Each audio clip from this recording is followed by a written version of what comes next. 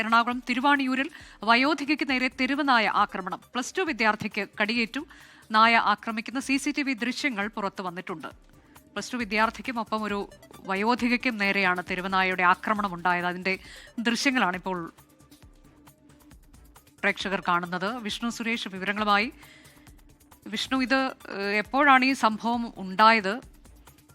കൂടുതൽ വിവരങ്ങൾ എങ്ങനെയാണ്? അനുജ, ഇന്നലെ വൈകിട്ടാണ് തിരുവാണിയൂർ പഞ്ചായത്തിലെ 14-ാം വാർഡിൽ വീട്ടുമുറ്റത്ത് നിന്നിരുന്ന വയോധികയ്ക്ക് നേരെ തെരുവുനായ ആക്രമണം ഉണ്ടായത്.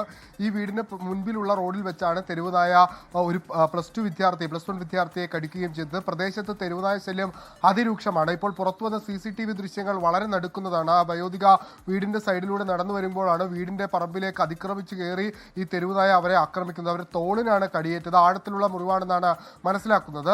ഈ പ്രദേശത്തെ തെരുവുനായ ശല്യം രൂക്ഷമാണ്. പലതവണ ആവശ്യപ്പെട്ടിട്ടുണ്ട് തെരുവുനായെ പിടിച്ചുകൊണ്ടുപോകണം, അല്ലെങ്കിൽ വന്ധീകരണ നടപടികളിലേക്കൊക്കെ പോകണമെന്ന്.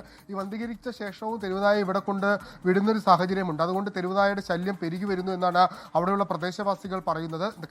കഴിഞ്ഞ ദിവസമാണ് പറവൂരിൽ 4 വയസ്സുകാരിയുടെ ചെവി കടിച്ചെടുക്കുന്ന സാഹചര്യം ഉണ്ടായത്. ജില്ലയിലുടനീളം ഇത്തരത്തിൽ തെരുവുനായ ആക്രമണം വർദ്ധിച്ചു വരികയാണ്, അനിയന്ത്രണമായി വർദ്ധിച്ചു വരികയാണ്. അതുകൊണ്ട് എന്തെങ്കിലും നടപടികൾ ഈ കോർപ്പറേഷൻ മേഖലകളും റൂറൽ മേഖലയും ഒക്കെ എടുത്തില്ലെങ്കിൽ സ്ഥിതി കുറച്ചുകൂടി രൂക്ഷമാകും.